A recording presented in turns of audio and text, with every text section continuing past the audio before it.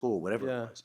They said, we're going to stop talking to Italian to her. And then the Italian was like, almost like it's forbidden in the house. Yeah. Well, that's my father's like. Whenever you're ready. Yeah. Yeah. Yeah. Okay, we can be action. We can talk about, Talk this about is anything you want. it's a podcast, but Yeah. no, but it's interesting because the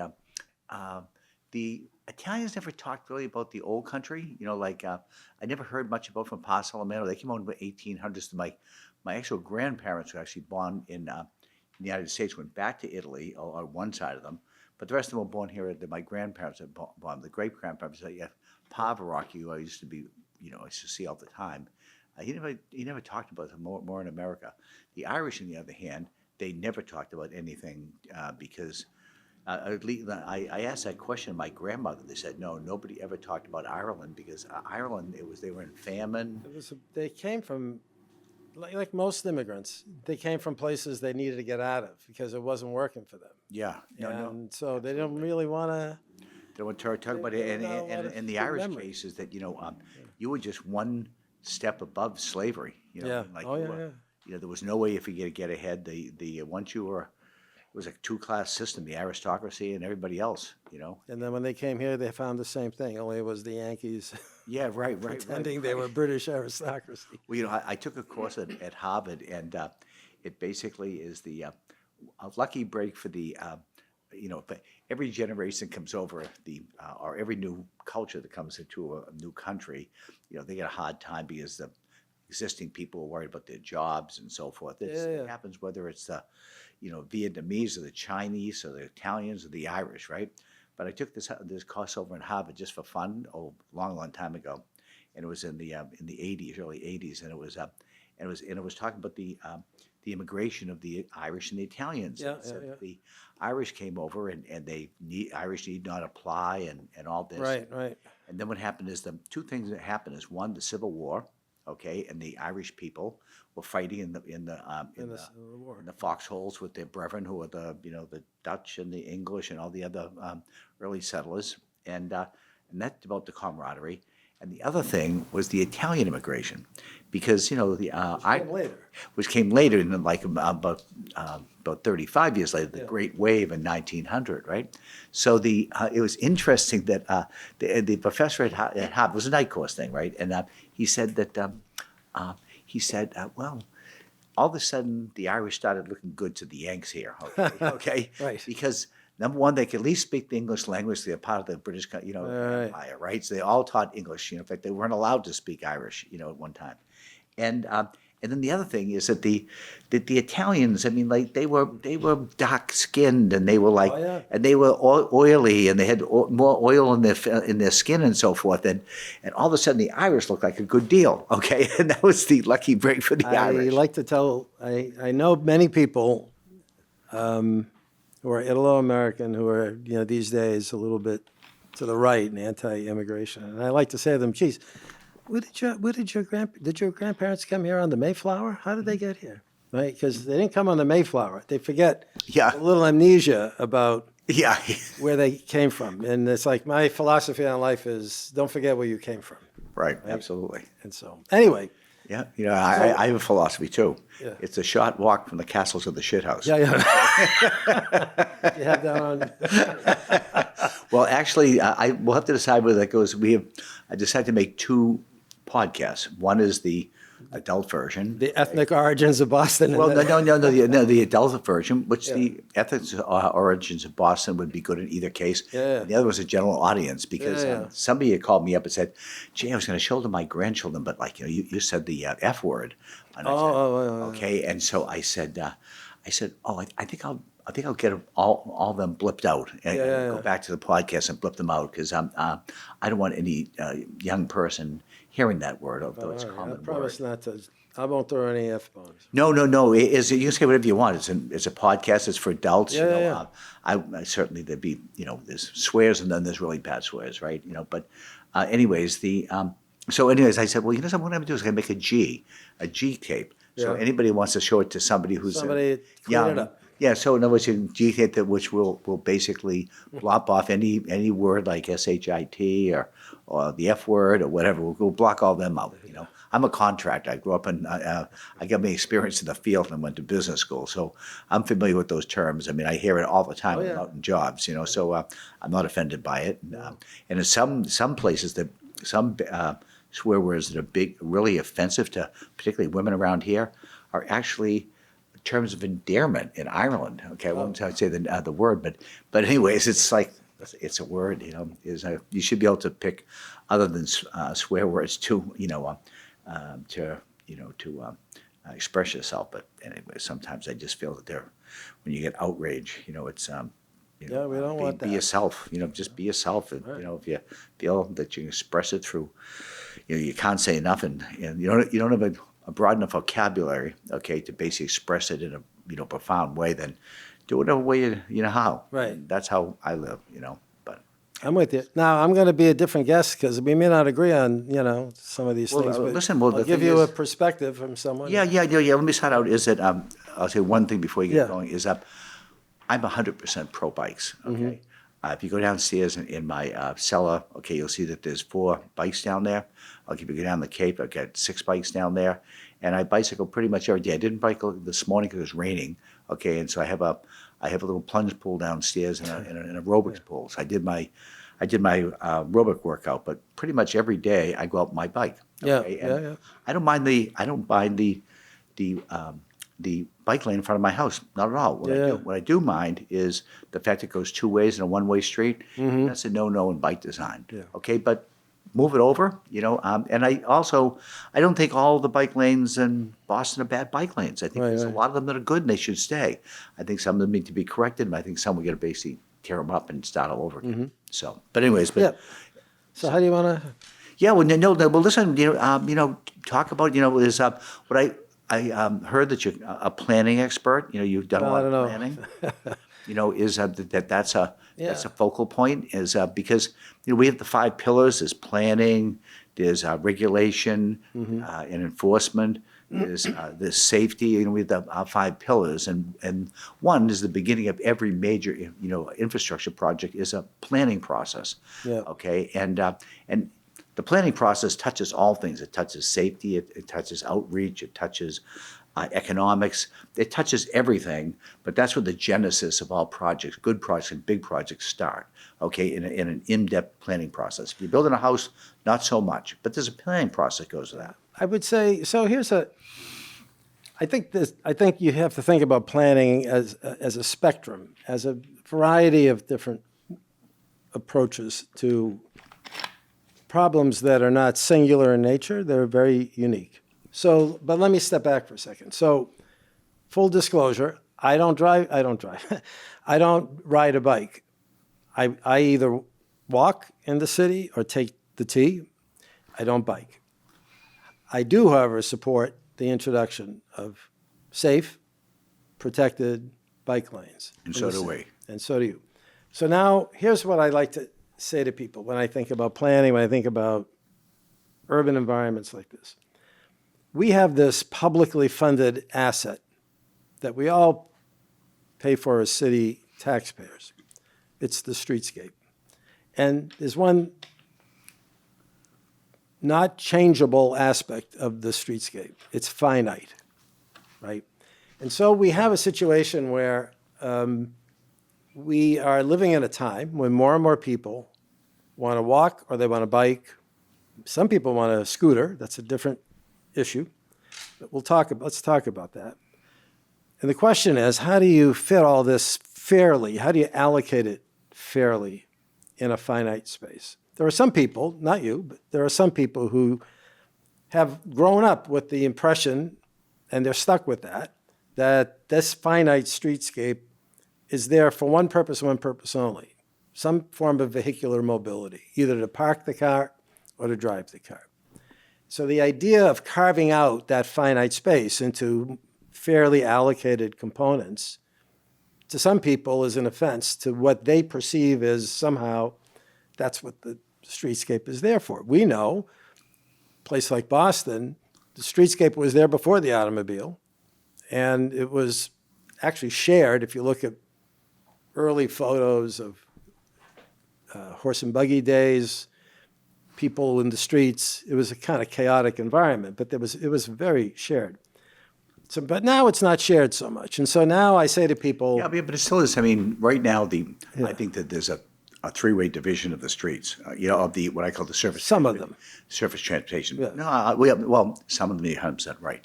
Is one, is you got pedestrians. Okay, they're actually the biggest users of the surface transportation Yeah.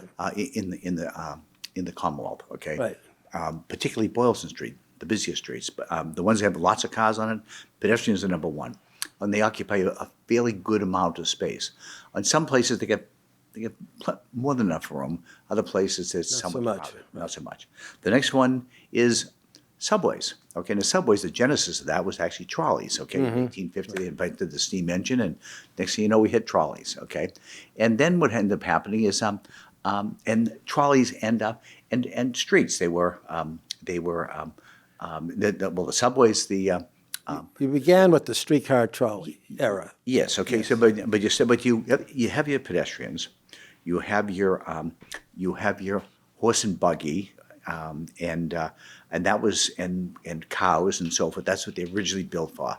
Then comes along the subway. Okay, the trolley, and then it became overcrowded. We had like lots of horses, we had trolleys, we had lots of pedestrians, and we had to figure out another space. So they went down. Right. Pretty much. There's still remnants of it here. Right. So now that's what we ended up now. We've got, except for the horse got pushed out, not by popular demand. Well, I suppose it was by popular demand, is that people found that an automobile was so much more efficient, and there wasn't any referendum that said no more horses, because horses were in play.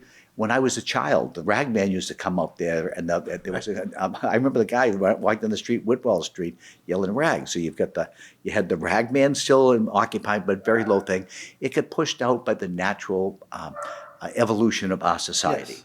Okay, so now you end up with and bicycles were part of that, because bicycles were invented, but They're not yet new. and they aren't new either. So we shared that, but it was a kind of a disproportion. It was either the horse and buggy were there, okay, until the automobile was invested, and then the economics and people just started buying more automobiles and less bikes. We didn't have an alternative. You didn't say, well, I like my horse. Some did for a while, but I agree and that's where we are now. That's where we are now. Now, this is... And it's fair, and so the bikes have always actually had an access to the streets. There's no law that says you can't ride a bike. There's no law that says you can't ride a bike. However, we haven't designed the street to be safe for cyclists or friendly to cyclists. We haven't designed the street to be efficient for public transportation, bus either. So now cities, and Boston's not unique, right? This is happening across the country. Mm-hmm. So now you're faced with, I've got this finite space. And people like me say, I think that the bus should have its own dedicated priority lane. Because I think whether it's 5 people on a bus or 10 people on a bus, it's highly more efficient, more sustainable than one person in a car. So I want to give the bus a little priority. How do I do that? I changed the traffic signal so that this traffic signal priority, so you put a device on the bus. I think this should happen across the board. Bus, ambulance, EMT, fire department, put a transponder on the bus or the other vehicle, and the traffic signal, as it's approaching, it turns green, right? Number one. Number two, I want people like you who bike to do it freely and safely. Now, what I don't think we need, and let's cut to the chase here, I don't think we need a long, extended, prolonged, air quotes, master planning process, because I think... See, that's where I disagree. Right, but let me say why. Let me give you why. I'll be quiet. I just want to make sure I put that. I know we disagree. On that. When I hear calls for master planning, in my ear, it sounds like someone saying, let's figure out how to delay this for 10 to 15 years. Because that's how long that kind of process takes. It's not a process that turns around overnight.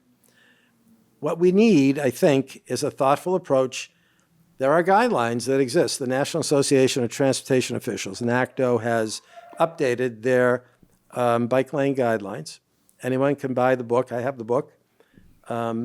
They've done this is a highly respected national group of city transportation officials. They have provided. Wait, when was that printed? The original printing was a few years ago. The updated version is this year. That's not the 1974, like. No, kind no, of no, no, master no. Plan for, no, engineering excellence, okay, in bike lanes. This is So the. this is something somebody threw together in the last couple of years. Well, it's not somebody. Well, not threw together, but that they developed in the last couple of It's years. correct. It's a newbie, okay? It's going to be. It's It was- NACDO it- It came after the bike lanes were actually being rolled out. NACDO is a group that I think is led partly by the woman who was Mike Bloomberg's transportation guru in New York, Jeanette Sadiq Khan. Highly respected people. I would recommend, I think it's $50. Get the design guidelines, the NACDO, the one that just was republished. Somebody give me a call, sign me up for that. I want to take a look at it. And 2 copies already. Oh, you do? There you go. Okay, well, then I'm getting on the plane tomorrow. Make sure there's one in my briefcase. Right. Will do. Thanks. it's, it's not a light read, but Yeah, well, So, I my feeling is, I read The Wealth of Nations, okay, by Adam Smith. You want a boring, long book, okay? follow, Yeah. so I think the And Moby guidelines- Dick even worse, Yeah, okay? you can follow those guidelines, right? I don't think it's hard. I think that you Yeah, have to, but it's very, that's a recent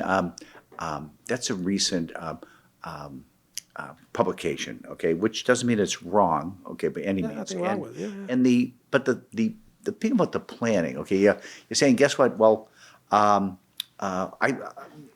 idea of planning, okay, is about we get to delay it for 15 years. And I guess that you have to start with this thing and say, is this a big impact? How big of an impact is this? This? And so things that have big impacts, for instance, okay, take a long time to plan because there's a lot of stakeholders, okay? Things that are pretty simple, they don't. Yeah. Now, I think to have a good bike lane, because I'm an infrastructure expert, I spent Yeah. 50 years building almost everything that's of importance that happened here in like the last 30 years. That's what I do for a living, you know? Yeah, yeah. And so the big things are more complicated and they take complicated solution. You know, I always say that problems, okay, complicated problem takes complicated solutions. Complicated solutions don't come around. And then you layer the fact that you've got competing interests becomes even more difficult. So what I think, okay, is that to create a world-class bike lanes system in an already overused, okay, a congested surface transportation system, you're going to do some really good thinking, and you have to spend some money to get it done right. Like, for instance, that they want to have a bike lane that goes on Dartmouth Street all the way from Columbus, Joe Tremont, Stewart, through Huntington, by Boylston, by Newbury, by Commonwealth Avenue, and get to here. Okay, when you go through Copley Square, you need to build some kind of a structure. Either you're gonna have to go there's an opportunity for maybe a beautiful structure there, or maybe we go underground there, or maybe we basically do something to go over like build something that goes over the parking, okay, there. Okay, that's not that too high up. This, I don't know what the solution, I don't want to propose any, because that's a discussion. Okay, but that's what I think that Boston is entitled to, okay? And we're a world-class city, okay, we're the Athens of the New World, okay? And it should be, we should have an example of what excellence is about. Now, I don't say that, guess what? Let's stop, okay, and basically go back to square one and undo everything. I'm saying, let's take the stuff that's good, okay, and let's take the stuff that needs to be fixed and fix it, and let's get the hell rid of the stuff that like this intersection up here, not too far from here, where somebody got killed about a month ago, okay? that person got killed. There's I don't believe there's any bike infrastructure at all. Oh, yeah, there is. There is bike infrastructure there. Yeah, there is. Okay. And that was the issue. I'm going to pause on that a little. The issue well, there was an well, electric. It was an electric bike, Yeah. and he blew to a red light, okay, and he killed somebody, okay? Now, that's part of my 5 pillar, that's called enforcement. There's no enforcement of the bike Well, lanes. all right, let's talk about this. Yeah, but wait a minute, but let's see in the planning you had some things to say about planning and like suggesting that planning is about stopping things, you know. No, it's about pausing. It might be, but Yeah, it's about delaying pausing. things. About delaying it, yeah. Well, I mean, I think that's a very narrow view. Okay, is that if that's true, of all planning? No, Well, then, it's not true of all planning. okay. So, for example, Then what is if you have, you built something, okay, and it's not built very well? Well, You know, shouldn't I you, agree. shouldn't you tear it up but the thing is that, here's the planning problem. Right. comes, Okay, is, you build something for today and then something into the future. Okay? I agree Now, with things that. that are easy to do, you don't have to look too far into the future. You take care of today. Now, most of the bike lanes here are like white painted lines. Okay? So you can remove them quickly. Okay? Now, you take like a good bike lane here. Commonwealth Avenue is a good bike lane. All right? Except for it should have a hard barrier there. Okay? And we can probably do that for $1 million a mile, you know, to put up a divider that basically keep people safe there. I won't ride my bike there. I'm not going to be 3 feet from a car doing 60 miles an hour in some cases. You're afraid of the plastic. No, not the plastic. The plastic cones are worse because they make people feel safe. I'm smart enough to know that I'm not safe behind a plastic cone. But the thing is, there is nothing there to keep you. What would you think of Okay, a bike lane that was at the same wait, level of the- no. Wait, let me ask you a finish my question. thought. Yeah. Okay, is that so? Commonwealth Avenue is a good bike lane, but you got to basically do something to make it better. Okay, but you need. How would you make it better? You need to have. Okay, this is where planning comes in. Is you need to have a throughway on Beacon Street. Yeah. On Commonwealth Avenue. Okay, on Boylston Street. Okay, on Tremont and on Columbus. You need to have 5 ways to get from Arlington Street to Kenmore Square. That is what you're saying. Wait a second. That isn't built for the current demand. Okay, that isn't basically made so that you can basically let the bicyclists have a good bike path.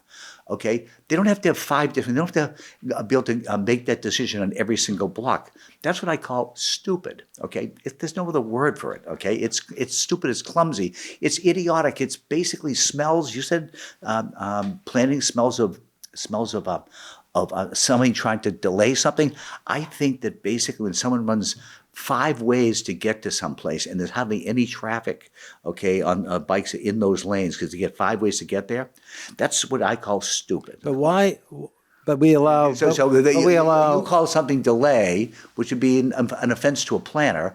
I call overbuilding something by 500% is an offense to me. But I could argue that the same is true. We're letting automobiles have that choice today. They've always had that choice. No, they haven't always had that choice. They've always had that choice since they became well, okay, since the default mechanism for since people. about 1910, when cars became really good, Henry Ford came up with the assembly line. Right. Automobiles have basically pushed out around that period of time, pushed out automobiles. So for the last 100 years, okay, automobiles have used that. Okay, I agree, but Jay, why should that dictate what we do in the 21st century? Why? Because there's 500,000 cars and there's 10,000 bicycles. That's, no. Answer that. That's okay. You asked the question. Okay, so why shouldn't 500,000 people have an equal amount of space there? Because that's the tyranny of the majority. And here's where we the majority. No. You've got a super minority. Let me answer the question. Go ahead.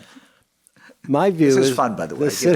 The city needs fewer cars, not more cars. The city actually, in my judgment... Who do you decide about that? You can take away my car? No, you're entitled to your car. Well, but you're not necessarily... You don't want me to ride it in the city? Why can't I ride my car in the city? Who are you? Who is the you in that context? Me, Jay Cashman. You could do whatever you want. Well, thank you. Well, you just told me you want to get my car off the street. Why do you think you're entitled? Because we've been doing it for 100 years and everybody else is doing it. And I would say other that's a very poor answer. Very poor answer. No, why? Okay, because first of all, it's lawful. Okay, one. First of all, it's lawful. So is biking. Second of all, there's a good infrastructure system. I can understand it. Third of all, okay, is that I've been licensed to go by the Commonwealth to go on there. Right. My car is registered. My car's insured. Right. Okay. There's enforcement to make sure I take care of the roads. There's really good stop signs and traffic lights to basically make sure that I understand where I am all the time. Right. Okay, and I'm 72 years old and I haven't hit a pedestrian. By the way. Well, thanks very much. Okay, No, I mean that sincerely. I'd look really good if I didn't drink so much. What would you think if I said to you, you know what? I think the solution for some of these is to take that bike lane and elevate it, make it flush. with the sidewalk. We're just going to don't make it part of the street. Make it part of the sidewalk. Put it up. So I'm going to now think about Com Ave. What does that mean? It means I'm going to move the parking away from the sidewalk. No, you don't. I'm gonna- No, I'm gonna elevate well, the- first of all, you already have I've heard the elevated parking Elevated bike lane, you mean? bike lane, okay, and I think it's got merit in certain locations. Right. What was her name that was here? And lost. Yeah, Ann, really, a really don't know bright, her, bright yeah. woman, really bright woman. Okay, her. So I'm not saying that's the solution everywhere. And she's Right. that's a few people have got that idea. Okay, it's a foundation built on sand. Okay, it's not a great because it's not applicable every place. Okay, It's not. That's not a solution one, everywhere. Right. At 50 miles an hour, okay, because that's what's the speed people go in Commonwealth Avenue. Okay. 30 is the speed limit, but they go faster than that, particularly they're trying to make a light. Right. Okay, so an elevated 6-inch elevated. No enforcement on that, is there? No, there are enforcement. Oh, you know why? Okay, because I actually 'Cause they seen wouldn't be people pulled speeding. over, Yeah. okay, for speeding, but they still do it. Okay, but they know when they do it, they're very conscious of them doing it. But I see people get tickets all the time. Okay, so you talk about an elevated bike lane.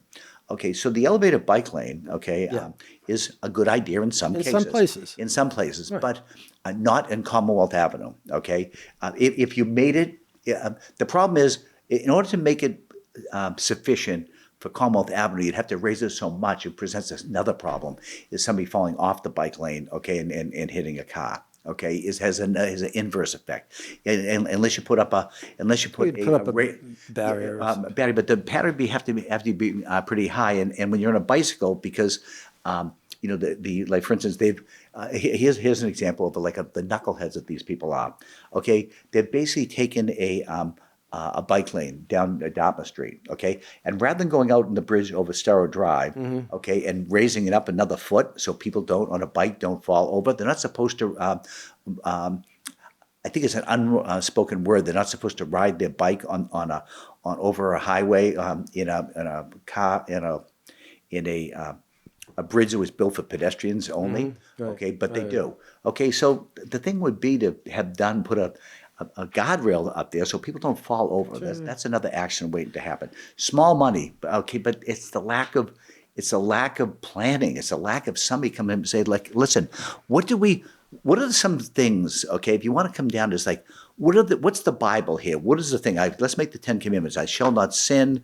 I shall not, covet thy neighbor's goods or my neighbor's wife. We make up the 10 Commandments, the okay, problem. of bike lane. Now, that would be one. Basically, don't create a dangerous situation, okay? Do not kill anybody, okay? And guess what? When you put bike lanes in the street that basically are unsafe, you're basically killing people. It's as simple as that. Well, If I would tell you this. What's killing people are oversized vehicles that are way too heavy, way too big, and are being driven recklessly by people who shouldn't be behind the wheel. Then you should get up there and do what I'm doing, is letting people know that that's a problem. Here's the reality of life, right? When I came into your studio today, I was library. Your library. I was I greeted. don't do this every day. I got to Greeted by these guys, but I was greeted by two very lovely, charming dogs. And I contrast their good behavior to human behavior. Whether you're driving a car, walking, biking, 9 times out of 10 these days, people are distracted by the iPhone, by some other thing, by the music they're listening to. When you're driving, the road rage, the entitlement, the sense that I can go fast and you can't, the sense that I'm entitled to some free parking space on the street, even if I don't live in the city. Many of the cars that we're talking about, these are not even city residents, Jay. So we've got the human factor when you're dealing with rolling out infrastructure, where people, it's not bicyclists, it's everybody, who may have a view about how they move around town that's very self-absorbed, very distracted, and largely unsafe. How to make it safe? I think we have to, in an urban inner core environment, I've come to the view that we need to reduce the amount of automobility. We just have to reduce it. We have to let people understand that if they want to move in and around the city in a car, they can, but it's not going to be 20th century sense of the road is all mine or I can park anywhere I want. What we learned in the pandemic is restaurants want to spill out into the street. People want to walk more. People want to cycle more.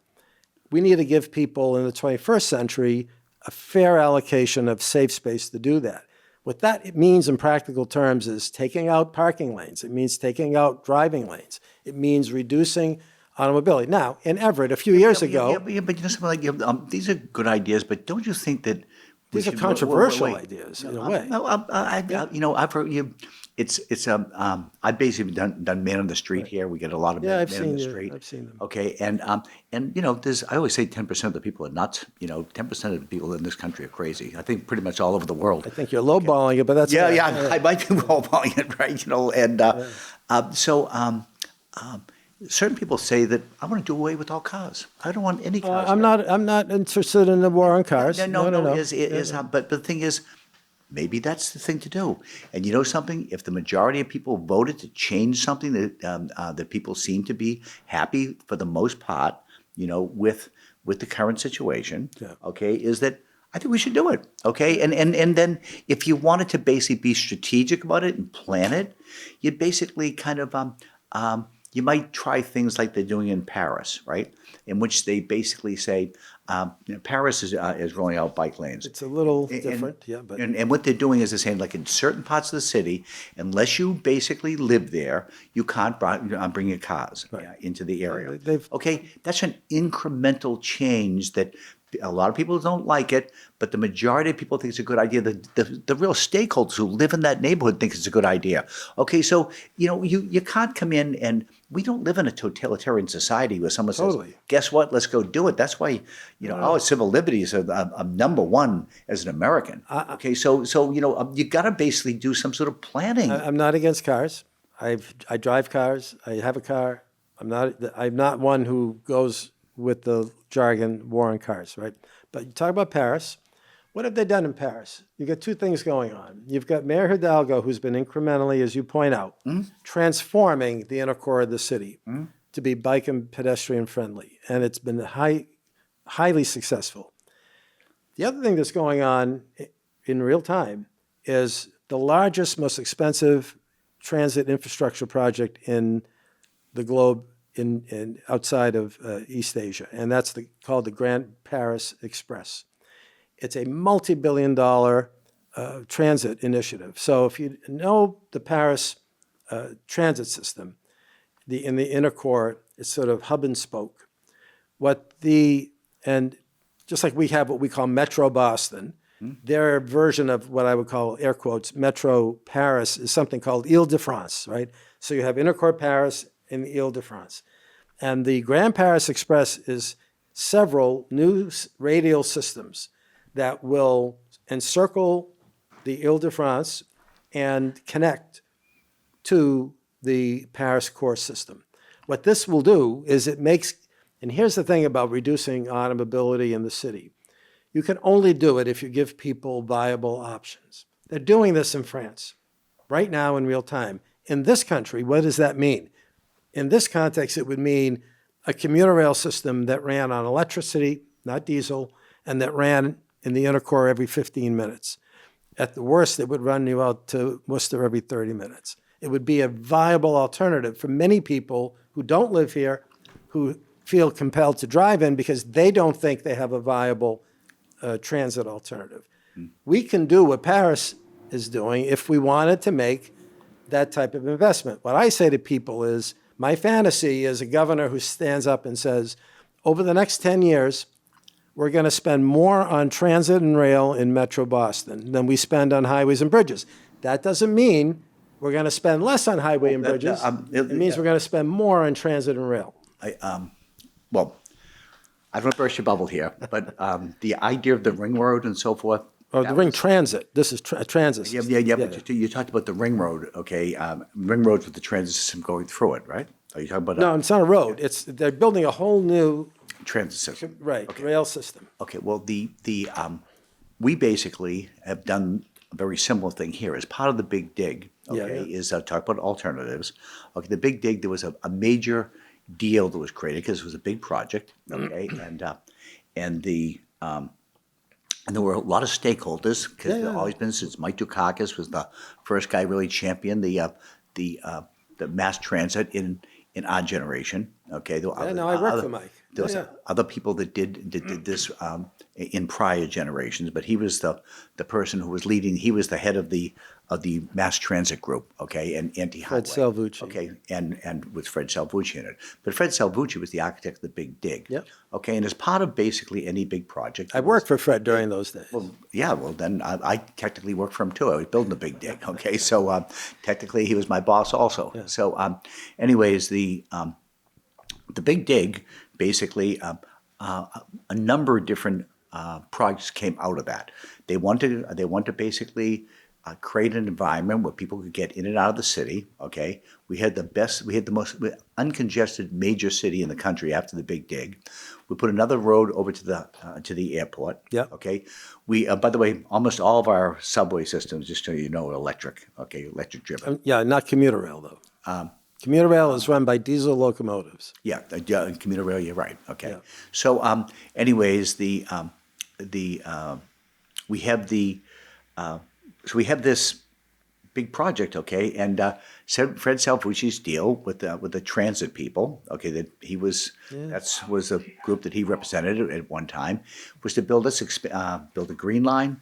Let's do let's reopen the old Colony line. Yep. And I know because I built the Greenbush line myself. Okay, yeah. So I have one of the gold I also spikes.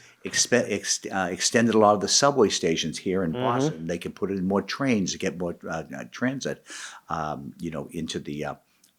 into the system. Right. So part of Those were good. well, They were modest.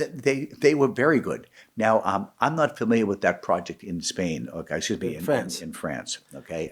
Take a look at it. I'll send you some material. I will, but I think that we're very well served because I don't know that system, but I do understand why our infrastructure system here. Remember, I'm an infrastructure guy. I know how the roadway, the rail work. I know how the airports work because I built things at the airport. I know how the roads work. I know how the mass transit works. Okay, now and in Boston, okay, we have a unique surface transportation. We've got old roads, as we all know, old carts, and we've got a Greek and Roman layout, okay, of the Back Bay, which is east-west, okay, roads and north-south roads. The east-west ones are going east and west, and the north-south, go from Columbus down across the Charles River. So Let me. a ring road in Boston. That's not what the population is. I'm not asking for. No. I'm not asking for a ring road anyway. Excuse me. A ring transit system. I'm not even asking for But that. the thing is, we already have a very robust transit system. You can get from Situate, you can get from Cape Cod now, you can go down to New Bedford. But the frequencies aren't there, Jay. Oh, There's the no frequencies They're terrible frequencies. They are, okay. And we just get done as part of the Big Dig, expanding the 3 new lines, okay, that came into existence. Let me show you my button. I'm for the T. I mean, like I worked for the T. I built that stuff. I think those were good projects. Did you work with Frank Kevel in the day? Oh, I knew Frank Kevel very well. In fact, his daughter, Frank was a great guy. I built the Annisquam River for Frank. I built the Beverly Salem Bridge for Frank, and the railroad trestle that goes along there. I'm very familiar with it works. We have a very, very well-served transit system here. Where are we not served with any population? No, there's a guy probably out in Springfield that's not on the main spur. Well, we're not going to get to him. It's By not the time really we get to him, Springfield. okay, we'll have everybody will have a drone. We won't have to worry about cars. Let me give you a couple of things. First of all, lost opportunities, missed opportunities with the Big Dig. I wear this button all the time. This button says connect the red and blue. Connect the blue and the red lines. You should have Viva Italy and Erin go bra. Ireland, no, you shouldn't. You're not Irish, okay? We should be connecting the red and the blue line between Bowdoin Station and Charles MGH. Easy cut and cover. Where? Bowdoin Station at the last stop on the blue line Yeah. and Charles MGH, right down Cambridge Street, Okay. right? Yeah. You should have it. That's an easy connection to do. It's cut and cover. It's $1 billion max. What does that do for you? If you're in Cambridge, A lot of people think about the Red Line in Cambridge, MIT, Harvard, all the biotech. A lot of people have to go, as you probably do yourself, frequent trips out of Logan to a conference, to whatever, right? You would be, frankly, either a total transit nerd or out of your mind if you decided you were at Kendall Square and you needed to get to Logan to take the Red Line, because you have to take the Red Line to South Station, transfer to a Silver Line bus. Depending on the time of day, that bus is going to be stuck in Ted Williams Tunnel traffic. No one's going to do that. So what do? They take an Uber or a Lyft. They clog the streets with more congestion. They pollute East Boston with particulate matter emissions and greenhouse gas emissions. It's nuts. Connect the red and blue so it's a seamless connection. The blue line leaves you right off at Airport Station and you go on a shuttle, right? That should be that, number one. Number two, missed opportunity. Should have been a dedicated Third Harbor Tunnel or Fourth Harbor Tunnel for buses and emergency vehicles so that the Silver Line bus doesn't get stuck in traffic in the Ted Williams Tunnel. Make it a real rapid transit tunnel. Have we lost that opportunity? Is the geometry there to put such a tunnel? Maybe it's still there, maybe not. It wouldn't be cheap to do. Those are the kinds of things that would, on the commuter rail, let me just make a point. We're running dirty, I say dirty, spewing black carbon, diesel locomotives in the 21st century on commuter rail.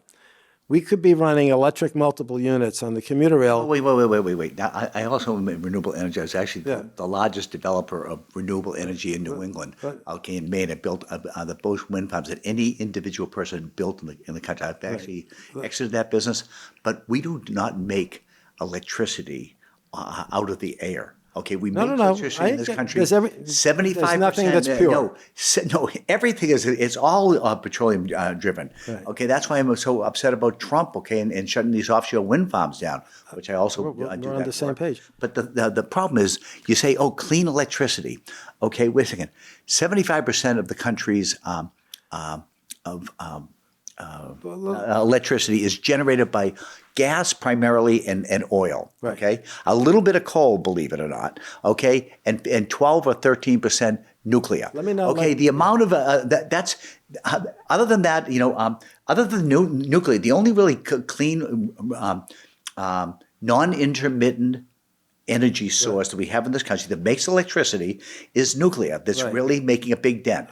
Okay, I agree with you. And so when you say clean electricity, you got to know what you're talking about because you're polluting. Look, Okay, you come over in the MBTA. You interrupted me for a Okay, second. and let me finish out because thought. no, but listen, I let you talk as much about clean electricity. My point on the electricity was that the trains, the electrical multiple units that you could run on commuter rail are much more efficient for a couple of reasons. One, they accelerate and decelerate more quickly. The dwell times are smaller. You can get much better frequencies on electric than diesel. Two, from a cost of maintenance over life cycle, significantly, just like an EV, over an ICE vehicle, I have to say ICE means internal combustion engine these days.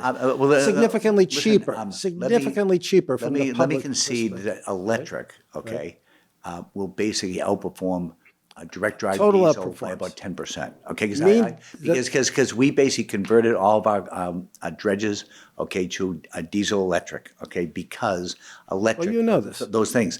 But it's an incremental change. So just don't be telling people is that guess what?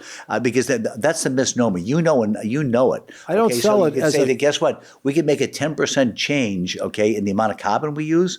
Okay, if we did it this way. Yeah, but I would agree with you. But we that's still not haven't solved the problem. The primary reason to do it is to improve efficiency in the T, to save money in maintenance costs. The mean distance between failures, right, which is the metric that's used to determine the performance of the equipment, on an electric multiple unit is 400 times better. 400 times better Than what? Than a diesel locomotive. The mean distance between failures. Why? Because just like the difference between Listen. it's a much more efficient and from a maintenance perspective and an efficiency perspective. I don't want to joust with you over that. I have a totally different view of that. Yeah. Okay, and I see that you're passionate about what you're saying. I do happen to be. I don't want to start throwing the expert card, and because I'm a Right. power guy, Right. I've made these things. I know how that they work. Yeah. I don't want to get into that. But you made a point. Look at is that you think that there's some extremities in the system. That's how I would put it. Because our main lines, okay, are in great shape. Okay, there's some pieces that could be added, like the North Station, North Station connector, the piece here and the piece there. You know, we'll always have those sort of pieces that we're going to. They're big deals. We just basically ate a big overrun on the green on the Medford line. Okay, the green line. We finally got that built. I had nothing to do with building that. Okay, that's probably why the cost didn't overrun.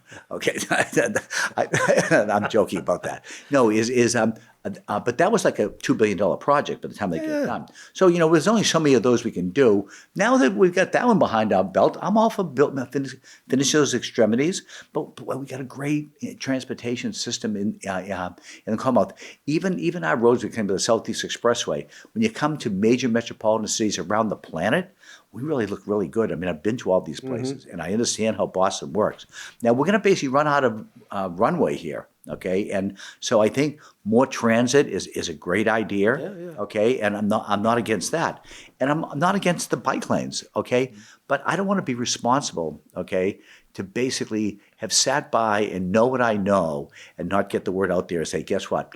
We got a mess here. Stop. Okay, expanding. Okay, how many roads do we need? Okay, from Arlington Street up to Fenway Park for the next 10 years. Okay, how many of this do we need? How many do that? Right. Now these are basic fundamental questions. Jay, This thing rolled out by basically Tom and, you know, somebody came in and said, hey, we should have a bike lane, and he said, yeah, sure, let's go do it. And do you know how much public cost to do the bike lane on Commonwealth Avenue? I bet you it didn't cost them $50,000, maybe $25,000. Okay, yeah, give me a paint truck and a couple of laborers. Okay, I'll give you over a mile of The issue with bike lanes, and again, no one would ever, and you would never say, on Dartmouth, you know, go all the cross streets. No one would ever say, you know what, all the people can just walk on Dartmouth. We could take the sidewalks out and build more park. No one would ever say that. No one would ever say, take the parking out. Why are we parking cars there? They can park somewhere else. But it's easy for people to say, why are we building bike lanes? My answer is, and I'm not a person who cycles, my answer is because it's a finite, publicly paid for space, and it should be fairly allocated among every user. Of course, but the thing is that people, politicians, a singular politician, okay, administration, particularly, you know, like the mayor, okay, there's got really no checks and balances. You got a city council that can't do I think anything. the voters are checks and balances, and they just said they Well, wanted back in office. look at. There's no question that she won a great victory. Yeah. Okay, Historic. The candidate, you know, obviously didn't get out there and differentiate himself. Okay, I think he's a wonderful person. I met him before. I wasn't supporting him. Okay, I basically gave him a very, very small check, about 1/100th of what I gave Wu when she ran. Okay, You're a smart man. Well, just because because the only reason I gave it to Josh was because a tenant of mine, okay, was a good friend of theirs, okay, and I have a big business relationship. I said, yeah, sure, I'll go do that. But I like the Kraft family. I like, you know, I don't really know them. You know, I've met them all, of course, like everybody. I'm living in Boston. And the father, you know, the mother, you know, Jonathan, all the stuff that they do for our community. I think that they're great people, great family. And he just wasn't, you know, he didn't have what, he didn't connect with the people, okay? And so... he ran on issues that didn't resonate with people. He ran against bike lanes that didn't resonate with people. He ran on White Stadium. It didn't resonate with people. He picked the small handful of issues that he thought would resonate across the city. And what he found after spending, $5.5 million, was that they didn't resonate. Now, why didn't they resonate? I think is an interesting question. I saw a poll, you probably saw the same poll, said, it came out right before the election. I think I'm going to get this right. 35% people, voters in Boston, say they're against bike lanes. They don't want any more. No. 35% said it was enough. It's a lot bigger than that. Well, the poll I saw was 35, 35, and 30. And it depends on the the group that you Right. basically talk to.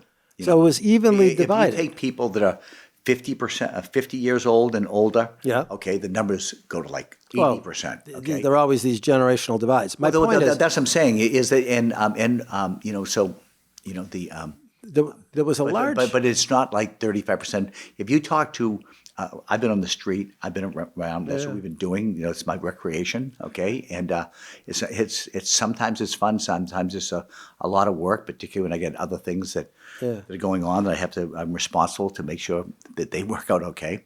But this is a unique, a uniquely unpopular, okay, thing from Michelle Wu. And In but some then- places it is. when I basically add up all the people that I've talked to, and I've talked to, you've seen the man on the street and stuff. I've talked to like a lot of different people, and they're kind of saying, "Yeah, what the hell? Why are they doing this? I feel unsafe. I feel unsafe." This person's like, "I don't know where they're coming." Other people say, kind of like you, I never saw a bus or a mass transit, form of transportation I didn't like. Okay, like they're really happy about that, People- and that's great. And I think that's what makes us a great country is you get like different points of view. Human nature is people don't like change. So when you're introducing change, it always is going to ruffle feathers. I think that people, Of course. they always say, if you ask but people, yeah. they say, we want change. Well, they want change unless they see it, and then they don't like it. I couldn't agree with you more. Nobody likes change. Okay, everybody worries how to affect them. No one. People are concerned about things that they don't know the outcome of. It really is. It's not change. It's they're worried about the outcome. How am I going to survive in this new outcome? So. By the way, Ed, I've watched your podcast, and I know that Meg has been didn't like any of this stuff. Yeah, but Meg is just one person. No, but she's more than one person. She represents a constituency here. She represents a group of stakeholders with no reference at all to data, which I deal with every day. No. I got to stop right there. No.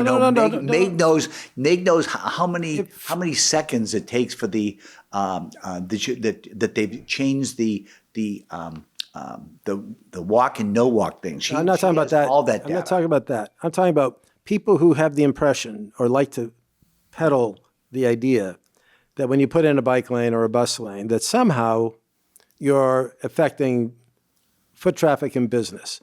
No data exists that says anything other than when I put in a safe bike lane or bus lane, the only thing that happens is business goes up. Why is that? Because people says who? Every time show me I'll send me the data. Send me the data. Send you the data. Okay, It's well documented. I'm not going to let you basically Well documented. penalize Meg. Yeah. Is it I basically called out to 35 neighborhood groups, okay, in Boston, okay, and I had a coffee light snack down at Venetia, okay. 33 of them get up and spoke, okay. Of the 33 that spoke, 33 of them were horrified. 33 of them came with the same situation. They said basically, we got notice there was going to be a bike lane. We basically we engaged with the city. They had meetings with us. Most of the public meetings were on Zoom, okay, and they took copious notes. And then we never heard from them. We called them back, and they said, "No, we're going to build it." They kept it's similar to the when I called up Michelle Wu here, okay, and I just come back from the Cape, and I said, Michelle, I hear there's going to be a bike lane in front of my house, right? And she goes, "Oh, I don't know anything about it, Jay." Really? I said, "Oh, you don't?" Well, I said, "Well, I know that you know where I live because you've been to my house 2 or 3 times for fundraisers." I said, and so I'm thinking, "Oh, listen, we'll have a meeting for you tomorrow. Let me call them up, and we'll organize a meeting and we'll invite the neighborhood there too." I said, "Yeah," because I talked to other people in the neighborhood. They've said, "Yeah, they've sent in letters and." Also, then nothing came back. So I went over there, and so I met this Sasha, somebody. Okay. Yasha Franklin Hodge. Yeah, whatever, that guy. Okay, and he was a nice guy. Smart guy, very. I wouldn't say he was smart, but I would say he was a nice guy, and I'm sure he's smart about stuff, but he's not an engineer. I think that, but people villainize him. I don't villainize him. Okay, I think he's a guy who's really trying. He just doesn't have the skill set to basically take on the job. Okay, and I know because I do this sort of work. I understand what you need to do. Like Frank Keble, you brought Frank Keble. He was an engineer. Okay, people that basically build things are generally called engineers. I'm an exception. I'm a businessman, but I hire all engineers. Right. At one time, I had 45 engineers working out of the Quincy office. I was the only one who went to business school. Okay, so I'm like kind of an outlier. But I know, but I grew up behind a wheelbarrow. So I had like a different educational school. You know, I understand the arching effect of dirt and so forth and so forth. I don't know how to calculate it. Okay, but I know that because I grew up in it. Yeah. So, but anyways, back to those meetings. 33 of them came up and said the same thing. You know, no out. No, I think I went these over are- here. I went over here, and they had this chief of streets, and people coming up with some ideas. It wasn't me. Other people were invited, and so they came up with some ideas, and the guy looked at it, and he didn't take copies of it, right? And I said, so what are you guys going to do? He goes, oh, well, you know, I said, well, what's the meeting about here? He goes, oh, we just want to hear what you have to say. Well, you know, I mean, when are you going to build do you have a schedule on building the bike lane? He said, yeah, we're going to start about 10 days from now. I said, so you've already got your contract? You signed a contract with them? He said, yeah, well, what are you here for? We just wanted to hear what you had to say. I said, oh, okay, all right, thank you. Okay, and I walked off. Do you know? You know, but listen, I've been in the buck stops. If something happens at Cashman, the buck stops at my desk. If something nothing happens will there, happen. it stops on Wu's desk. Okay, and Here's- so, but the thing is, look at across the city. Okay, you ask why. Okay, that I basically got onto this program is when I basically went to those meetings and I saw that how all those people felt frustrated and bulldozed but Jay, you over. know what? And these were the leaders of 33 of the 35 communities, and they all get up and told a horror story, the exact same horror story. And then, you know, get in an Uber, go talk to some people in the street. You know, are you afraid to walk down the street with these bikes? And you didn't mention the scooters and so forth. And Yeah, but that's a different conversation we can have. But here, I was Secretary of Transportation. People who show up at meetings invariably are people who have negative opinions. You don't find a lot of supporters showing up at public meetings. It's not what draws them. 33 out of 35 I major, understand that. all the major neighborhood associations came. You need to factor in people don't like change. People who come to public meetings are generally negative, not positive. They've got a gripe of some type or another. They're afraid of change. And you have to take that into account. Now, I'm not saying that you dismiss it. But the thing is, wait, we started talking. That's not how to make public policy. Exactly. What you do is you have outreach. Okay, you were involved in the Well, no. No, you were Of course you involved in the have big outreach, dig. but- Okay, no, is if you don't you think that this is a major infrastructure change to have bike lanes in every street or half of the streets, or all the thoroughfares? Of course, but Okay, it's a so why necessary would you- one. But why it's a would you- necessary change. I'm not saying it shouldn't be. I'm saying, but don't you think that this thing should be basically designed and rolled out in a manner that would basically, because there's only 10,000 bikes, there's a 500,000 cars. Okay, in a manner, shouldn't there be a master plan to this whole thing? No, that's where I disagray. Well, then listen. I think the master plan idea is. Tell me why a master plan, okay, doesn't. When you remember what happens. Remember what happens in master plan. It's not about stopping. It's like, first of all, what sort of signs are we going to have? That's a master plan. Are we going to have enforcement? Are we going to have registrations? Okay. Are we going to have community outreach? Okay. Are we going to have safety requirements? You're going to talk about half of that stuff. Let me tell you right now, and you know this, half of that stuff is nothing to do with the city of Boston. We're going to have. Oh, of course it does. No, it's not. Bullshit. That's no. That's They're going not to have to true. bleep that out. No. If No, registrations, keep that in, okay? registrations, that's a state issue, not a city issue. Now, this is where it gets complicated. You have multiple jurisdictions. You've got the Registry of Motor Vehicles. You've got the Commonwealth of Massachusetts, which Michelle Wu doesn't run. People may think she runs everything. She doesn't. Did she propose that? Did she go up there and ask for them? Not what I'm talking about. Let's stick to what I'm talking about. So if you want to shift the conversation, we can do this in a minute. No. Let's keep going. No, keep going. I'll have something One thing responsible. that we've done research on this, and I'm well aware, it's happened everywhere. It's proliferating in New York. It's happening here. You have a proliferation of motorized micromobility vehicles. They're scooters, they're electric bikes of all types. They're competing with what I call normal pedal bikes, as well as the traffic. And it's a real issue. Question comes, do you deal with it as a policy matter by registration and enforcement? Do you deal with it as an infrastructure matter? Meaning, do you provide dedicated space that you tell those people this is the only space you can use? Or do you do a combination of the two? Not an easy question, right? Wait a second. Wait. Are you done with that? Because look, it's a very easy question. First of all, in part of the planning process, you get out front in this thing. You're going to basically put a motorized vehicle out there that can basically go 30, 40 miles an hour. Right. That thing should be registered. And if Michelle Wu should got a be in hold the of street with the any one cars? of her reps and said, file a bill and registrations in the city of Boston, you have to be a registered vehicle, that would be done. Okay. In fact, I was up to speak to the leadership. Okay. I won't say who. They said, look, we're not going to interfere with the election. Okay. We're not going to take this up right now. But they all know that they have to do something. Okay. There was one guy, Collins, who basically had enough, guts to basically, call her out on the taxes, and then basically said, haul all this sort of stuff. Nick killed the property tax relief for homeowners, and No.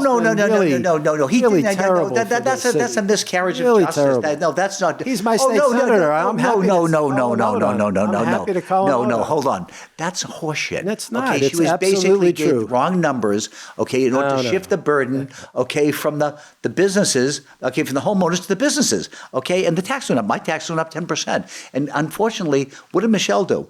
She didn't change one thing about her budget. She just I don't blame her. 8%. I think she's right. Well, then go ahead. Then I say if you get a lot of money, I guess that you don't have to worry about your taxes or anything. Did you ever live in Boston? I lived in Boston my whole life. Yeah. Okay. So I've been a taxpayer in Boston since I've been paying taxes. Yeah. Well, then okay.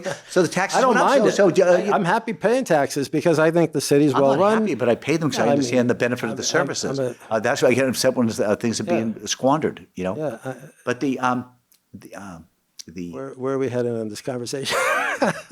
Well, I mean, you were just making a point about. Was I? No. See, the point you were trying to make was, hey, look at Michelle doesn't, or the city of Boston doesn't have control over some of these things in planning. Right. Okay. Not planning. I listen to you. Now listen to I listen to you. Now listen to me. Registration. So you basically made a point. Okay. Yeah. Fair point. Okay. That basically she doesn't control that. Right. Okay. So what she should be doing now is filing for it if she believes in that. Nothing to stop her. Yeah. Well, let me finish. Okay, you're going to interrupt me. I can't talk. Okay.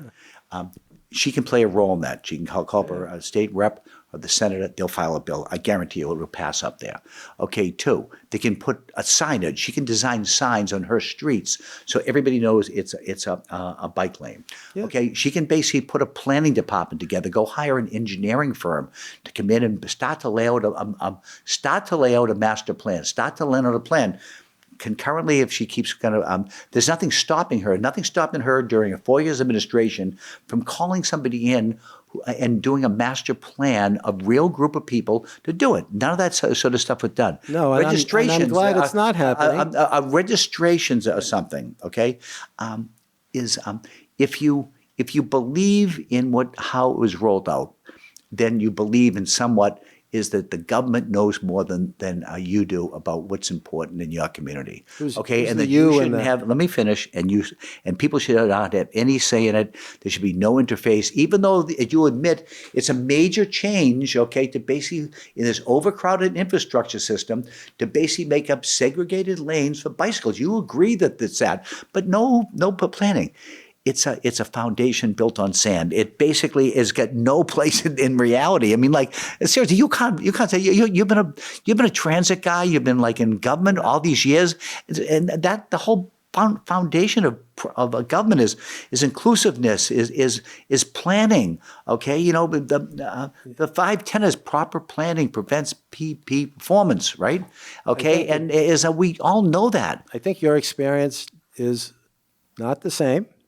Now, do you know what's happening at the Gillette site in Fort Point? It's a major site. No, hundreds of acres. I'm not.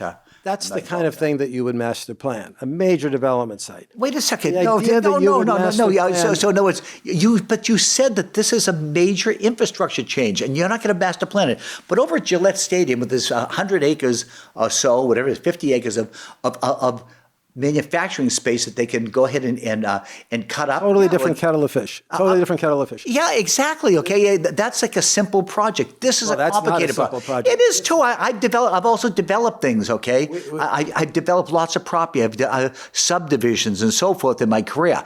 Those things are simple. It's just but you still have to do the community outreach. Yeah, you got to go to all the people in South Boston and pay some Can I say mitigation. something about this administration? This administration errs on the side of community outreach. They have That's been horseshit. Not at all. That's totally. This Look at community. this whole thing was about Michelle. Michelle said to me on the phone. He said, "Jay, I got to get something done."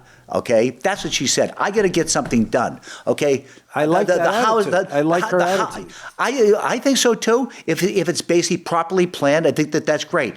But guess what? She's frustrated. Okay, and guess what? She wants to run for Senate. Who's the guy who's going to run for Senate against her? What's the guy? Markey, right? I don't think she's running against Ed Markey. No. Well, she will be, okay? Because look at Michelle is basically a really smart person. Yeah. Okay, and she shouldn't be running. She shouldn't be running the city of Boston. She's not really built for that. Okay, she should be involved in policy. She should be a senator, a congressperson. I think she's got the intellect for that. She's not built around. She's got, what is there, 5,000 employees, 25,000 employees here. You know, I know what it is. I ran a company with 4,800 employees. Okay, and so I know what it is to basically to run big organizations. She doesn't have a whole lot of great people. About 50% of them, I wouldn't give a job to. But she's got a few good people. Particularly the one who she sent out, who wrote the report. Did you read the report that he read? Yeah, I forget the fellow's name. Yeah, This was the who? Mike Rowe. Yeah, I read that. He came down here, he listened for 2 hours. He went and talked to 30, 40 people. He basically said, this is a mess, okay? And guess what? We didn't listen to people. We didn't do our outreach. And in credit to Michelle, she published it. Maybe she didn't see it. I don't know. But I'm going to basically... No, she's very transparent. Well, she's not transparent in her rolling out of the spike lanes. She wanted to get something done. She had to have something to show for it, okay? And she's no different than a lot of these other politicians around the country, okay? They all feel like they have to get something done. Well, who okay? doesn't want to get something done? Well, yeah, but I don't want to get. Yeah, I want to get something done if it's good. I don't want to get something done if it's bad. I'll leave you with this. I know how much time we've got.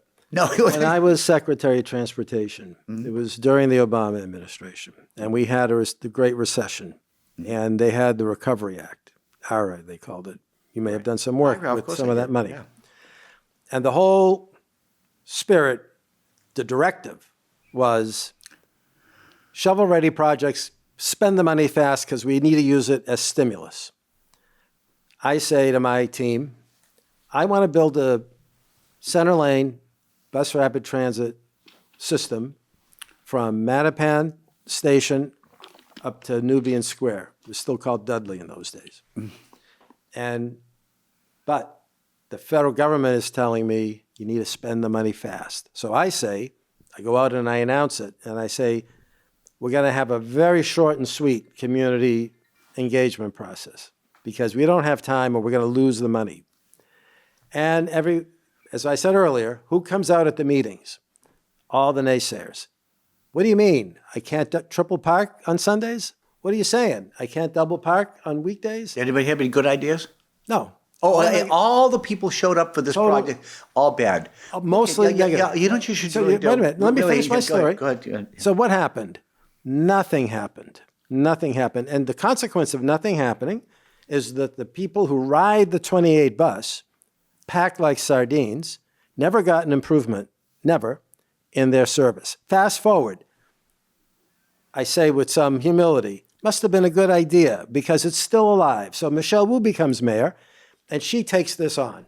Even though, now, bear in mind, I was the Secretary of Transportation, a state official. Now who's championing it?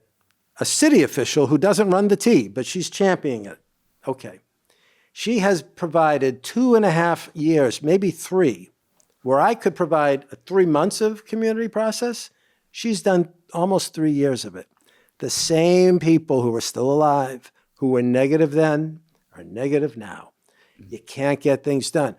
In a world in where the objective should be figuring out how to give the poor folk who are on that 28 bus a decent, dignified, better ride, we can't get it done because a few local residents are worried about triple parking and double parking. Listen, You can't let community engagement be the tail wagging the dog.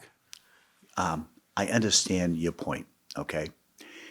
It's the wrong point, okay? Because what it sacrifices, okay, is our civil liberties. Is what it comes down. Well, I listen to you. I don't want you to interrupt because it's kind of the salient point that I'm making, is that our civil liberties are so important to us. Okay, that's one thing when you get into that area, Americans hold together. Yeah. Okay. Now, what you're talking about, I often say that, something. You know what the totalitarian governments have advantage over us. What North Korea does and China. No public meetings. No, you're interrupting me again. North Korea, China, Russia. Okay, is that those places, when they want to go build something, okay, they want to build an east-west corridor across Beijing. They want to tunnel underneath the palace there. They just do it. Yeah. Okay. Any place, they just do it. They have an advantage over us. They can basically react quickly. They can do things. Okay. Now some of them don't turn out all that well, but overall, and guess what? And that's their advantage. Unfortunately, when you take away the civil liberties, you lose the edginess of people because they can't basically speak up. Because if you start to speak up too loudly, you end up doing a sewing machine like the guy from Yugo Oil, okay, up in Siberia. Okay, you end up the Chinese government came in and took over 40,000 person city, okay, because the people were kind of rioting and so forth, and they basically reprogrammed them. The guy from Alibaba, Jack, what's his name? I know who you mean. Yeah, okay, they put him in and they reprogrammed him, probably gave him shock treatment and everything else. That country. Yeah. Well, actually, North Korea. Russia, I mean, like I know people from these places. They say, yeah, like there was a woman I remember. She used to come down to the bus station and she'd start, just talking out of, to anybody and say, don't you complain about this and that. But 2 weeks later, ever since she was gone, no one ever heard about her. That's the story over and over. That's the totalitarian regime, and that's okay. That's the difference between me and you. I would rather wait for 30 years for that project to be done, or 20 years, than basically have somebody tell me, do this and do that, okay? I don't want that. No. There's a price to be paid for everything. There's a price to be paid for freedom, the price to be paid for our civil liberties, and if you don't want to basically put up with it, then you move to a different country. Yeah. I think that, I'm not saying you, I'm just saying, No. And I'll admit that you get an advantage if you can just plow right through and do what you want to do and hire the experts, but don't have the community outreach. Don't put it to elections. And the president of what is his name, the little shot KBG guy, what's his name, Putin. Okay, is that he basically is he's elected for life. He basically he steps down for a year, but he puts his cousin or somebody in a president. Same with the guy from China, Chi, right? I don't know how do you get G. I don't know how you get out of J-I, Chi. Okay, but that's okay, But look at. He made himself governor president forever. And Rocket Man, well, he's all set. Okay, seriously, he's in like Flint. Okay, and guess what? Okay, and if somebody says something the matter with, they basically just don't see them anymore. Okay, well, we don't do that here now. Whoa, okay, and every mayor of the city of Boston. I'm not saying anything bad about Whoa.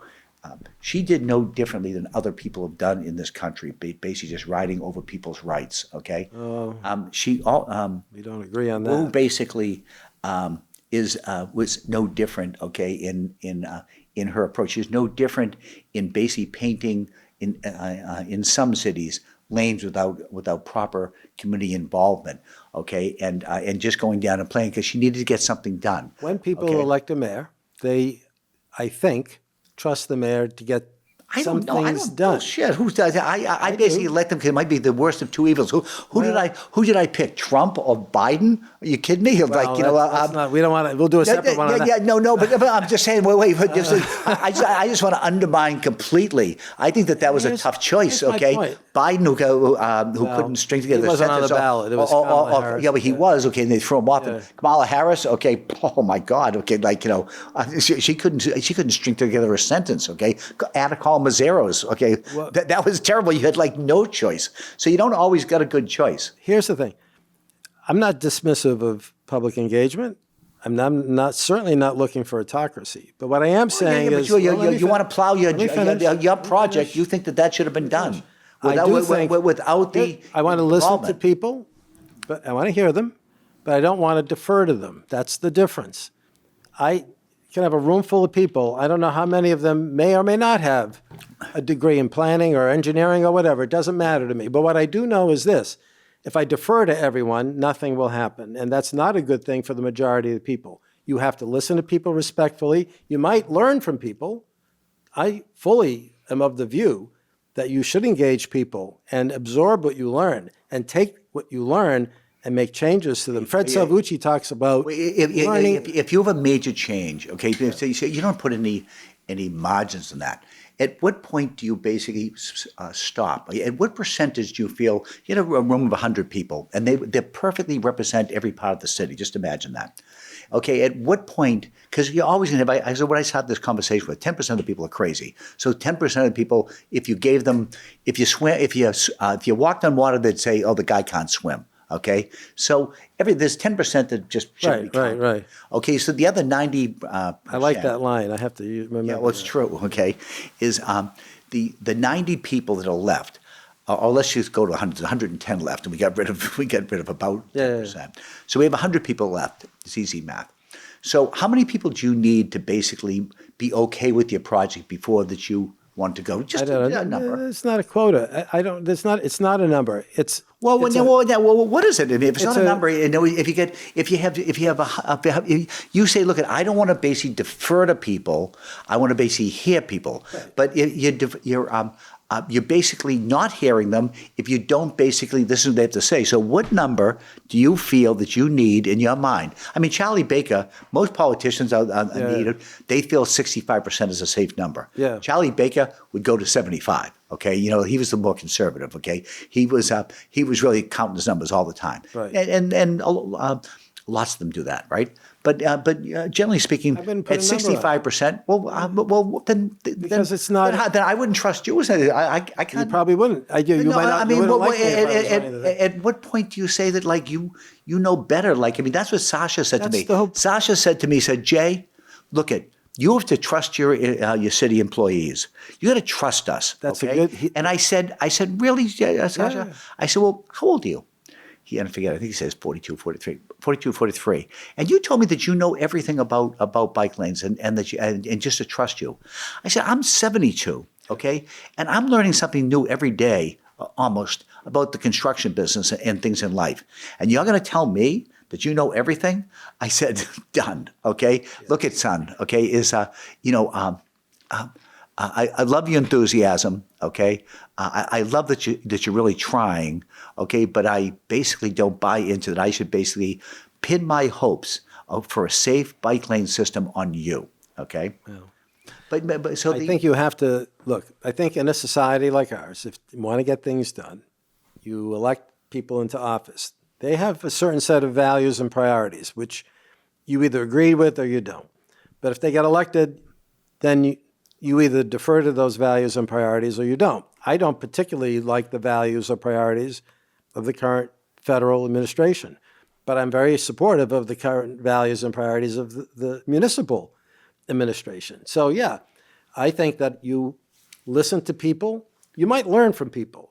It happens all the time. I'm not suggesting that you don't learn from people, but what I am saying is at some point, you don't defer to people because then you're in a position where you're stuck in this sort of status quo bias. Let's say you really believe in something, and do you basically do what you want to do once you get 50% people agreeing? I don't, Is it again, 40% I'm not going to give put a up? percent on it Well, I because mean, it's then very a contextual. majority, It's very okay. contextual. Well, what if there was only 10% people that were for you? Well, who showed up? Well, yeah, whatever. If you get 100 people in the Doesn't room, matter. as I just said, Doesn't you have matter who's in the 100 room. people. Doesn't matter who's you in the have room. 100 people, and they represent. They're the leader in every of the 100 communities. When it comes to things like buses or No, bikes, no, I no, can guarantee no, you no. that's not a representative group. Well, Guarantee you it's not a wait a representative. second. So then there's nothing. So what you're free to do is do whatever the hell you want, right? No, there's you don't feel that you need to count votes about like who wants it, who doesn't. The representatives, if you had the 100 representatives of around the city that were experts in various things, okay. And Well, it was you've said two things now. What? You said representatives who are experts. Yeah, Experts whatever, in what? whatever you like. Whether they're experts, they're all representatives, whatever one you want. Any of those classes. Do you listen to anybody? Do you basically say, guess what? Of course. Okay, so at what point do you feel that like it's that you have to defer because you're passionate about building that project of yours, and you think that anybody is it should be built. So at what point do you have to say I'm wrong? Okay, You can listen. You might. That's my point. You might learn something that makes you think you're wrong. That happens. I'm not saying it in every case you're dismissive of it. There are many instances where someone says something in a room, stakeholder, and you think, oh, I'm making a mistake. Fred Salvucci wrote a whole essay. His essay is called Learning from Mistakes. He talks about two things that happened to him where he was about to make a decision and changed it because what he heard in a stakeholder meeting. One is depressing the Tobin Bridge comes under tunnel under City Square. It was originally designed to be an elevated. And he realized he was making a mistake and he pulled back. The other is the Orange Line. It was originally going to be not underground, but fully sort of cut and cover. But here's what I'm saying, Jay. First of all, depending on the context, I know this from my own experience with buses. You hold a public meeting about changing a bus lane or adding a bus lane, bus riders are not showing up. I don't know why they don't show up. They do not show up. So the only people who are in that meeting are local residents who don't take the bus usually and are antagonistic toward it. Let me ask you this. Why would I defer to them? I would listen to them. Okay. I would learn from them. I get right? that. You basically, and so Fred, okay, if you make him, you're not infallible, okay? So if No one's infallible. Well, thank you. It's like that's very white of you, okay? To say that like that you're not infallible. It's like that's fair enough. I'm glad to hear that. Let's do it like a different question, okay? Imagine that you have a poll, taken a random poll, so you don't get the haters, you got a cross section, and there's a random poll that's taken. Do you want to basically build your project that you were talking about? Yeah. Okay. Or not, okay? As you get a random, poll. There's if you have no statistics, okay, is that it's a big sample. So a big sample, the error is smaller. Right. Okay. So let's say we got 10,000 people, and what percentage you need? Okay. Again, I wouldn't pay attention to it. Curious. I wouldn't pay attention to it because it could be 10,000 uninformed people. Done by the most reputable. No. Let's say that you had 5 of them. Okay. Doesn't matter. All right. Well, you and I know two things. Look at two things. Is the only thing that you've proven here about tonight, This afternoon. Okay, is that about how you make a decision. You basically. I'm not poll driven. I'm not poll driven. You basically will not basically agree that to any sort of statistical analysis or anything is that if you want to do something, you think it's right, you're going to go do it. Right? Isn't that it? I mean, because you won't have any. You won't have any margins. You get no margins, okay? Because you're saying I gave you like a script of 10,000 guys, a giant sample. The error factor might be like 2 or 3%. Yeah, but I would say to you, let's talk real. The answer to that poll is going to depend on two things. How was the poll? Let me finish my thought. How was the poll written? I have what I want. How was the poll written? How was the poll written? Number one. And number two, how are people who are answering the poll informed about the topic or not? right? Well, That's how that's gonna. That's how that's gonna answer the question.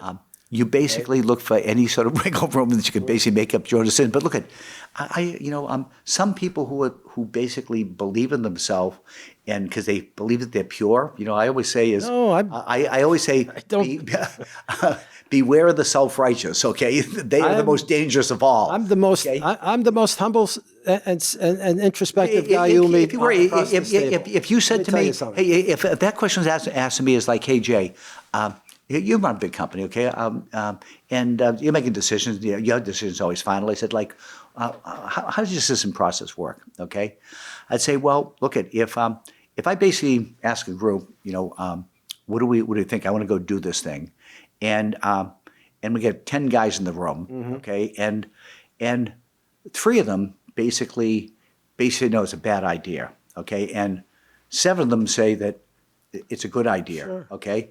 I would basically go and thoroughly cross-examine and really understand, okay, why the other 3 went. If I basically had a situation where it was a 50-50 jump, okay, I would basically, and I was indifferent, I'd flip a coin, okay? I actually did on the Big Dig, the Central Artery. Perini and Cashman and Kiewit couldn't decide on what to bid. Okay, we were $1 million a pot.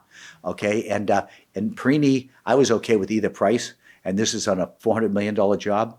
And I said, well, we can't decide. I said, what if we flip a coin for the million? Okay, and Jerry turned to me, says, okay, Cashman, I'll flip you for $1 million. We flipped for $1 million. We went up to the lower price, and we won the job by $400,000. Right. But this, so that would be my answer. It was 50-50. Is what I would probably do is I would probably, if I was opposed to something, I'd probably hold it until I got to say around 60%. If 60% of the people in my company were telling me, Jay, this is a bad move, I would basically defer my decision, okay, my position to that majority, because I basically I have data. Okay, Sure. It may, because most decisions in the world are not clear. Okay, like whether you should have built that project or not, that's really not clear to me. I've heard that. Look at every infrastructure project isn't perfect, but the thing is things in life are complicated. With every action there's a reaction. And so it's so hard to make that decisions. And so then is that because it isn't about one decision, it's about my conduct going after. In other words, if I came into meetings with people and I basically didn't do some things I didn't want to do, well then I end up on my own authority. In your experience, you were talking to people and surveying people in your business who you had hired and selected because of their judgment, their quality of their background. But listen, I gave you the same things. I gave you the same thing. I said, look at here's 5 scenarios. We get a giant population cross section.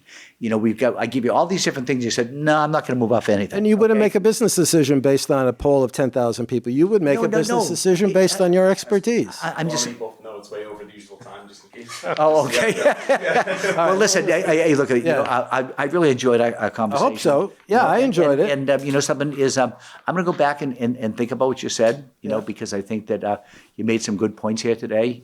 And obviously, I didn't agree with them. No, I didn't expect we would agree, but I think we agreed on some things. But I think I learned a few things today. Yeah. And I appreciate you coming over. No, I appreciate the invitation. I figured, look, I thought, I'll go into the Lions Den. We'll see how it turns out. I hope it works out okay for you guys. I know we don't agree on a lot of things. Yeah, but you have a point of view. I do. I have a very clear point of view that's based on my own experience, right? And so it's not coming out of thin air. If you haven't read the book, you should read the book Abundance. The what? Abundance? I actually haven't. In fact, it's in here. Okay. Because there's a whole... No, I do have abundance, but another one. All right. Value over valuables. I read probably 3 books a month. All right. Get Abundance. It's by Ezra Klein and Derek Thompson. I have it. There's a whole movement in America right now that is focused on why can't we... There's another book by a guy from Brown University called Why I forget what it's called. Why Nothing Gets Built. It's a whole movement about why we can't build anything. I actually started to read that book. Okay. Okay, I get about 30 pages into it, and I stopped it because the problem with the people is that they talk about utopia, okay? And what they don't come in is any concrete ways that are realistic that they can change the system. A system has to be nudged. All that they've done is identified the faults of it, and they use examples. I did that because I know I have abundance, I but think the whole point of those books is we've gone way over the line when we, as you know, in the 30s, 40s, 50s, even part of the 60s, there was no federal National Environmental Protection Act, no state Environmental Protection Act, none of the protections that people take for granted today that eat up time, eat up money, and cause delay. And initially, those were put into place because people, environmentalists and others, like, we need protections. So legitimate. But over time, what people have discovered is that they end up delaying projects. I tell people when I teach, your worst enemy as a planner, more than any other opponent you'll ever have, is time. Time is your worst enemy. By the time you have an idea and you get your boss to agree to the idea and you begin the process of community engagement and design and engineering and construction and procurement in between, that's, as you know, a multi-year, maybe multi-decade process. Not necessarily. I've done stuff like this, like Maine. I went up into the woods of Maine, okay, and built 300-foot towers, okay, on top of mountains, okay. Cell towers in there? No, wind farms. wind farms. Wind farms. I sold them for $250 million. Okay. I should be in your business. Well, believe me, I lost $10 million in the first 3 years going in the renewable energy business. I didn't know anything about electricity. I was over at Martin Continental's office and said, "Give me an electricity bill. I don't think I want to do more real estate. I want to go and build renewable energy." Okay, and I went off and did it. But all development is about getting everything all lined up. You get the finance, you get the off-taker, you get the environmental report, you get the opposition, you get the court system, okay? And they either come together, okay, and when they come together, everything is lined up, you go, okay? And that's how it works. Now, what ends up happening, Moscow, which is actually one of a very good project for us, Moscow, Maine, 58 megawatts, $200 million, okay, is basically we tried that thing for like 7 years, okay? And we were always missing one piece, okay? And then basically what ended up happening, the Biden tax bill came out and it made it economical for us to build it. That we were running out of renewable energy, options because of the offshore wind farms where people started to bail on them. Before Trump came in, what happened was a lot of the wind developers, they basically they underbid the jobs based on the new inflation that happened during COVID. Okay, and so these projects they bid for like 10 cents now are costing them like 12 cents to build. Okay, and went upside down, right? So that was a case they should have gone when the going was good. When the going was good. So I mean, timing in all development is good, and that's true of infrastructure. That's true of everything. Is kind of timing. I'm reading another book about the outliers, okay, about different people, about MacArthur and guy who invented Sun Microsystems and stuff, about how they they showed up at the right time. From Bill Gates, they was like the timing of when they. Timing is everything. Yeah, timing is huge. Not everything, but it's a big part of it, And the right time. Yeah, right time, and that's. I don't know, maybe that's good. I'm not really sure. I know when I'm suffering over it, I don't feel it's so good. But I don't know. I guess that if things aren't perfect, should get built. What I'm saying. At some point, if they aren't perfect, then they shouldn't get built. If they're too expensive, if people don't want them, if there hasn't been proper outreach, This is the age-old question: do you let the perfect get in the way of the possible? To get the perfect what? Do you let the perfect get in the way of the possible?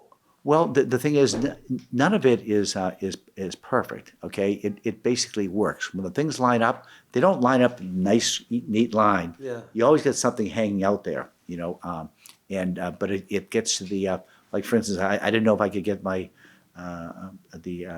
one piece of the credit. Okay, but I had enough to make the project break even, so I went. Okay, so that was enough to go. But ultimately, it turned out okay.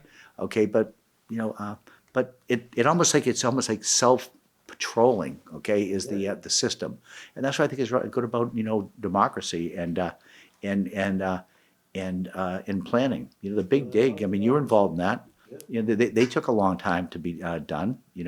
Lots of outreach, and Salvucci basically did a great job, but he spent a long time on that. He did. You know. Different world. All right, thank you. Mark All right. Dunkelman is that book. Mark Dunkelman. Why Nothing Works. That's the Why title. Nothing Works.